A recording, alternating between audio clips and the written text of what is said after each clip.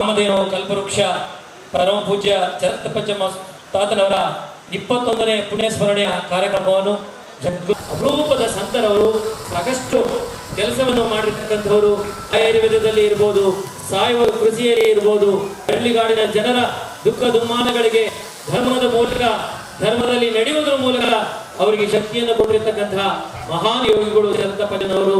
ಅಂತ ಒಂದು ಪರಮ ಪೂಜ್ಯರ 21ನೇ ಪುಣ್ಯಸ್ಮರಣೆ ಜಗದ್ಗುರು ಸನ್ನಿಧಿಯವರ ಒಂದು ಕೃಪಾ ದೃಷ್ಟಿಯಲ್ಲಿ ಅವರ ಕೃಪಾ ಕಟಾಕ್ಷದಿಂದ ಹರಗುರು ಜಗಮೂರ್ತಿಗಳ ಸಮ್ಮುಖದಲ್ಲಿ ಅತ್ಯಂತ ಸಾಂಗವಾಗಿ ಜ್ಯೋತಿ ಬೆಳೆಸುವುದರ ಮೂಲಕ ಈ ಕಾರ್ಯಕ್ರಮಕ್ಕೆ ಚಾಲನೆ ನೀಡಲಾಗ್ತದೆ. ದೀಪಜ್ಯೋತಿ ಪರಬ್ರಹ್ಮ, ದೀಪಜ್ಯೋತಿ ಜನಾರ್ದನ ಈ ಸಭೆ ಪ್ರಜ್ವಲಿಸಲಿ, ದಾರಿ ದೀಪವಾಗಲಿ, ಕತ್ತಲಿನಿಂದ ಬೆಳಕಿನೆಡೆಗೆ, ಅಜ್ಞಾನದಿಂದ ಸುಜ್ಞಾನದೆಡೆಗೆ ಎಂಬ ಆಶಯದೊಂದಿಗೆ ಜ್ಯೋತಿಯನ್ನು ಬೆಳಗಿಸಲಾಗಿದೆ. ಈಗ ಪೂಜ್ಯ ಶ್ರೀ ಚರಕಪಂಚನವರ ಶ್ರೀ ಚರಕಪಂಚ ಮಹಾಸ್ವಾಮಿಗಳು ಅವರ 21ನೇ ಪುಣ್ಯಸ್ಮರಣೋತ್ಸವದ ಈ ಅರ್ಥಪೂರ್ಣ ಕಾರ್ಯಕ್ರಮಕ್ಕೆ ಇದೀಗ ತಾನೇ ದೀಪ ಪ್ರಜ್ವಲನಗೊಳಿಸುವುದರ ಮೂಲಕ ಮಹಾಸನ್ನಿಧಾನ ಸೇರಿದಂತೆ ನಾಡಿನ ಹರಗುರು ಚರಮೂರ್ತಿಗಳು ಮತ್ತು ಹರಗುರು ಚರಮೂರ್ತಿಗಳು ಗಣ್ಯಮಾನ್ಯರು ಬನ್ನಿ, ನಿಮ್ಮ ಗೌರವಪೂರ್ವಕ ಚಪ್ಪಾಳೆ ಈ ಅರ್ಥಪೂರ್ಣ ಕಾರ್ಯಕ್ರಮಕ್ಕೆ.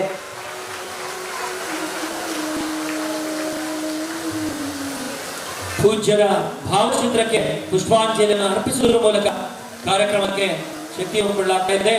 ಪರಮ ಪೂಜ್ಯ ಚರಂತಜಪ್ಪನವರ ಒಬ್ಬ ದಿವ್ಯ ಪುರುಷರಾಗಿದ್ದರು, ನಡೆದಾಡುವ ದೇವರಾಗಿ ಆ ಭಾಗದಲ್ಲಿ ನಂದಿಪುರದಲ್ಲಿ ಹೆಸರನ್ನು ಮಾಡಿರ್ತಕ್ಕಂಥವರು.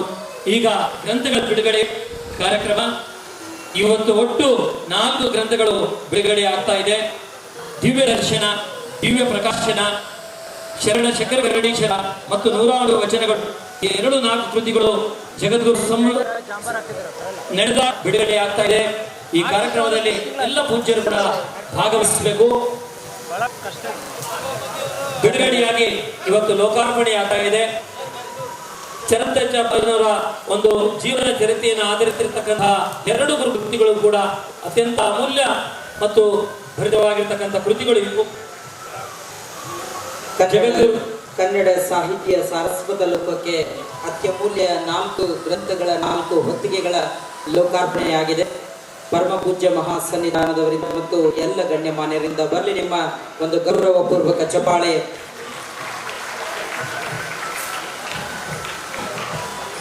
ಕಾರ್ಯಕ್ರಮವನ್ನು ಇದೀಗ ತಾನೇ ಭರತನಾಟ್ಯ ಕುಮಾರಿ ಪ್ರಜ್ಞಾ ಮಂಜುನಾಥ್ ಬಳ್ಳಾರಿ ಇವರಿಂದ ಈ ಕಲಾವಿದರು ಬರಲಿ ಒಂದು ಗೌರವಪೂರ್ವಕ ಚಪ್ಪಾಳೆ ಈ ಬಾಲ ಕಲಾವಿದರಿಗೆ. ಕುಮಾರಿ ಪ್ರಜ್ಞಾ ಮಂಜುನಾಥ್ ಬಳ್ಳಾರಿ ಇವರಿಂದ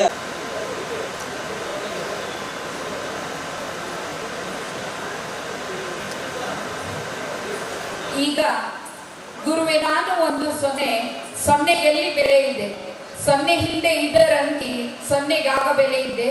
ಗುರುವೆ ನೀವು ಹಿಂದೆ ಇದ್ದು ಅಂಕಿಯಾಗ ಬನ್ನಿರೆ, ನಮ್ಮ ಬಾಳ ಬೆಳಕಿನಲ್ಲಿ ಒಂದು ಬೆಲೆ ತನ್ನಿರೆ ಎಂಬ ಮಾತು ಗುರುವಿನ ಮಹತ್ವವನ್ನು ತಿಳಿಸುತ್ತದೆ.